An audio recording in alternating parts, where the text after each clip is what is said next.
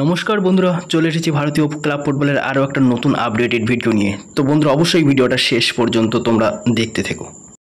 তো অবশেষে জার্সির রং বদলাতে চলেছেন বঙ্গতনয় প্রীতম কোটাল।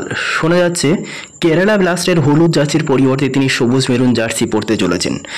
তো প্রীতমকে মোহনবাগানে ফিরলে রক্ষণের শক্তি যে আরও বাড়বে তা বলে দেওয়াই যায়। একসময় মোহনবাগানের ঘরের ছেলে বলে পরিচিত ছিলেন প্রীতম কোটাল। সেই প্রীতম মোহনবাগান ছেড়ে চলে গিয়েছিলেন কেরালা ব্লাস্টার্সে, কিন্তু নতুন মৌসুমে পরিস্থিতি বদলাতে চলেছে। সব কিছু ঠিকঠাক থাকলেই ইতিমধ্যেই শোনা যাচ্ছে তিনি নাকি মোহনবাগানে সাইন করে দিয়েছেন। তো দেখা যাক এখন শেষ পর্যন্ত কতটা সত্যি হয় এই খবর। শোনা যাচ্ছে দীপক টাংরির পরিবর্তে মোহনবাগানে আসতে চলেছেন তিনি।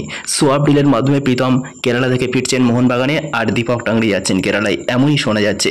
দুই ফুটবলারকে নিয়ে এমনই জল্পনা তুঙ্গে রয়েছে ময়দানে। ডুরান্ড কাপের শেষ আপাতত নিস্তরঙ্গ ময়দান।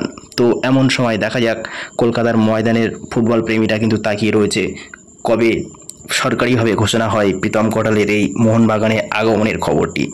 তো থ্যাংক ইউ বন্ধুরা, অবশ্যই শেষ পর্যন্ত ভিডিওটা দেখার জন্য। আর অবশ্যই চ্যানেলটাকে সাবস্ক্রাইব করে বেল বাটনটি ক্লিক করে দিও পরবর্তী ভিডিওটার জন্য। অবশ্যই ততক্ষণ ভালো থেকো।